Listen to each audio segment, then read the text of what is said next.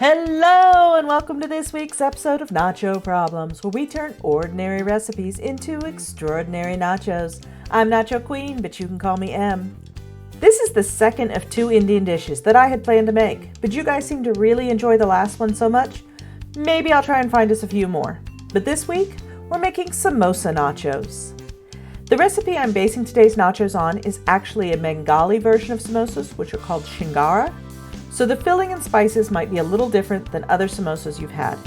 It's important to remember that India is a huge country full of rich and diverse cultures. Hopefully, we get a chance to explore some more of them. Let's get started. Step 1, the chips. The samosa wrapping will be our chips, and for that we need 1 cup all-purpose flour, 2 tablespoons oil, half a teaspoon nigella seeds, half a teaspoon salt, and about a 1/4 cup of water. In a medium mixing bowl, combine your flour, salt, and nigella seeds and mix well. Then add in the oil and mix it until you have a crumbly consistency. Now add in the water a little at a time and work it in, adding more until you have a stiff but not sticky dough. Do not overwork your dough. Treat it with dignity and respect. Now cover it and give it a full hour rest. Next, we're going to pinch off just a little bit at a time and roll it out fairly thin, maybe about 1/8 of an inch. Then we're going to cut out some oval-shaped chips. Now, if I were stuffing these, I'd use my deep fryer, but since we're just making chips, I think pan frying should be fine. The recipe says to cook them at a fairly low temperature, somewhere between 160 and 190 degrees Fahrenheit. If they were stuffed, you would need to cook them for much longer, but about 1 to 2 minutes on each side seem to be fine for these. Then just drain them on a paper towel lined plate, and that's our chips. Next up is Step 2, the toppings. Our samosa filling is going to be our toppings, and for that we need about 2 cups potatoes. It says peeled and diced, but I'm not peeling these things. A 1/4 cup of peas, 1 to 2 green chilies. These are some baby bell peppers from my garden.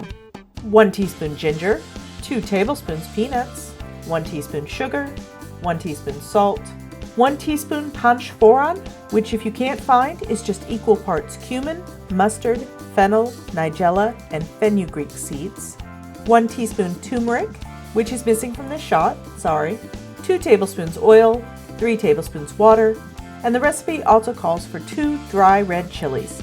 But I want Youngson and I to be able to at least try these, so I'm leaving those out. We're also going to be roasting up our own spice blend called bhaja masala, and for that we need a 1/4 teaspoon cumin, a 1/4 teaspoon fennel, half a teaspoon coriander, 3 peppercorns, 1 whole clove, 1 cardamom pod, and about a 1/4 inch of cinnamon stick. Now place a dry pan over medium heat and add in your whole spices. My cumin and coriander are already ground, and it's really easy to burn spices that have already been ground, so we won't toast those. Now we're just going to toast these for about a minute or two, stirring constantly until they become fragrant. Then remove from the heat and allow to cool. Next we need to grind them up. If you have a spice grinder or coffee grinder, you could use those, but I'm going to use my mortar and pestle. We're trying to get this into a fine powder. The cardamom is the hard part, the rest ground up pretty well. Once ground, just add in whatever pre-ground spices you used, and we can move on to the rest of the toppings. Let's start by adding our oil to a pan over medium heat. Once the oil is hot, add the peanuts and cook for about 1 to 2 minutes. Careful, they burn easily. Then remove them from the pan and set aside. Next, we're going to add in our green chilies and saute them for about a minute. If you're using dried red chilies, add them at this point as well. Now add in the panch phoron and ginger and cook for another minute before adding the potatoes.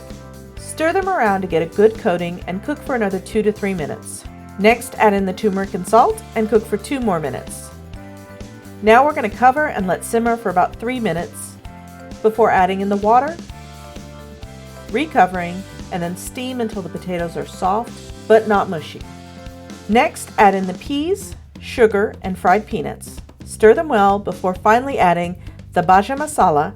Give it one last good stir, and that's our topping.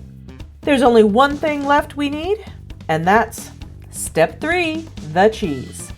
Okay, we're cheating this time. I have discovered the mysterious world that is our local Indian grocery store and their glorious, although slightly overwhelming aisle of chutneys. I was told the coriander and mint were a must, and that the Maggi ketchup was really good. I also happened to find one that said it was a samosa chutney, and I thought, why not? Let's try it. Okay, I think we're ready for the good part. Step 4, let's eat. And I really mean let's eat, because somehow the camera didn't record the plating, but you guys know how that works, right? Chips, cheese, toppings. We've done this before. Looks like cameraman has offered himself as taste tester. He liked them. He didn't come out and say the chutneys were better than my homemade ones. I mean, he's crazy, he's not stupid, but I think they probably were. We will definitely make this one again. Well, that's all for this week. I hope you enjoyed it. If so, give it a like and please consider subscribing if you want to see more nacho videos. If you have an idea for a future video, you can leave a comment below or tag me on the site previously known as Twitter. I'm at NachoProblemsYT. I've also linked my Blue Sky below, but you won't find me on Facebook, Instagram, or Threads. And if you're looking for nacho merch, there's a link in the description. Now, somehow October has snuck up on me, and I need to go plan a spooky surprise for you guys for Halloween. But that's not your problem. Or is it? Thanks for watching, and I'll see you soon.